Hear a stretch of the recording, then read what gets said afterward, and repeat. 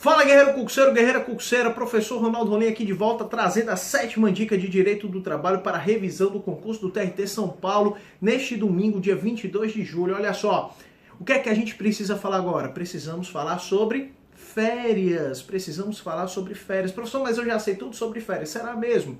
Mesmo sabendo, então atenção aqui a essas dicas essenciais. Olha só, férias, nós temos aqui o período aquisitivo e o período concessivo. O período aquisitivo é o período de tempo que você precisa trabalhar para ter direito a férias, a pelo menos 30 dias de férias. Quanto tempo é esse período aquisitivo? 12 meses. 12 meses trabalhando.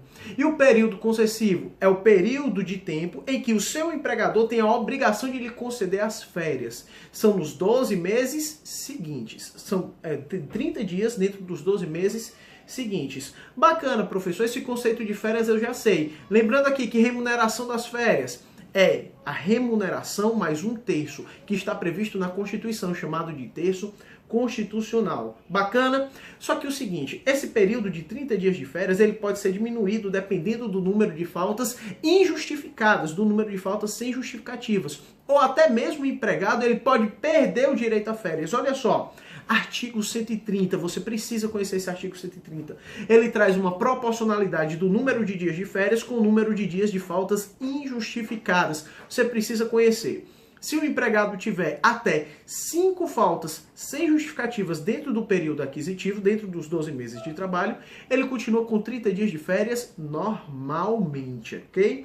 Se ele tiver de 6 a 14 faltas sem justificativas, já diminui 6 dias, de 30 passa para 24. Se ele tiver de 15 a 23 dias de faltas injustificadas durante o período aquisitivo, ele já perde mais 6 dias, de 24 vai para 18. Se ele tiver de 24 até 32 faltas sem justificativa, se ele ainda não tiver sido demitido, brincadeiras à parte, nós vamos diminuir mais 6, 12. Ou seja, ele pode ter 30, 24, 18 ou 12 dias de férias. Onde é que está isso? Artigo 130 da CLT.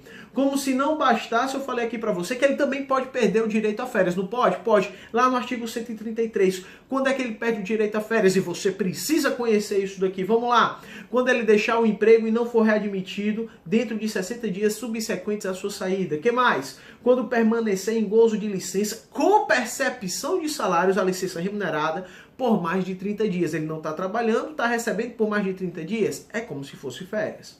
3. Deixar de trabalhar com percepção do salário por mais de 30 dias em virtude de paralisação parcial ou total dos serviços da empresa. E 4. Tiver percebido da Previdência Social, atenção a isso daqui, prestações de acidente de trabalho ou de auxílio-doença por mais de 6 meses, embora descontínuos, ainda que não seja seguido. Se ele recebeu por mais de 6 meses durante o período aquisitivo a questão de prestações de acidente de trabalho ou de auxílio-doença, ele também perderá o direito às férias. Mas basta isso, professor? Não basta. Olha só, nós temos que falar aqui do parcelamento das férias, do fracionamento das férias. Artigo 134, parágrafo 1º. É uma questão que despenca em concurso público. Você deve saber, se já não sabe, que as férias elas podem ser parceladas em até 3 períodos, sendo que um deles não poderá ser inferior a 14 dias corridos e os demais não poderão ser inferiores a 5 dias corridos. Ou seja, eu posso parcelar em até 3. Professor, pode ser em 2? Pode, mas aqui o que ele fala é em até 3. Mas se for em 3, um desses tem que ser de no mínimo 14 dias corridos e os outros de no mínimo 5 dias corridos. Cuidado com isso, ele pode trazer uma historinha, ele pode aqui tentar contextualizar o artigo 134, parágrafo 1º. Mais uma novidade trazida pela reforma trabalhista dentro desse artigo 134, o parágrafo 3º. Atenção aqui para não cair em pegadinha.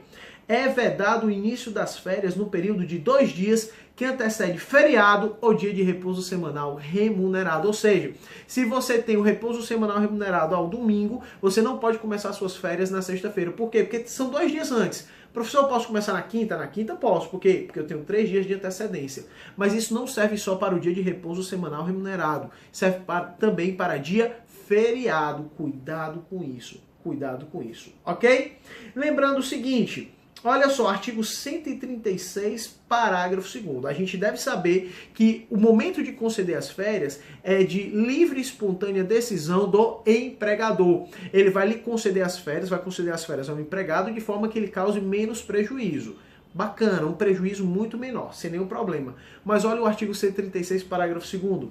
O empregado estudante menor de 18 anos, ele tem que ser estudante e menor de 18 anos, terá direito a fazer coincidir suas férias com as férias escolares. Então vamos recapitular aqui. 30 dias de férias. Férias, remuneração mais 1/3 constitucional da remuneração. A gente já sabe que remuneração é salário mais gorjetas. Ele pode ter diminuído as suas férias dependendo do número de faltas injustificadas. 30, 24, 18 ou 12. Ou ele pode, inclusive, perder as suas férias, dependendo das hipóteses do artigo 133. Ele pode ter as férias fracionadas em até 3 períodos. Um desses períodos tem que ser no mínimo 14 dias corridos e os outros 2 não podem ser inferiores a 5 dias corridos. Lembrando aqui que quem concede as férias é o empregador, mas se o empregado for estudante e menor de 18 anos, ele tem direito a fazer coincidir suas férias com as férias escolares. Bacana aqui, fica essa dica importantíssima de férias para o concurso de domingo. Um grande abraço, bons estudos e até a 8ª dica.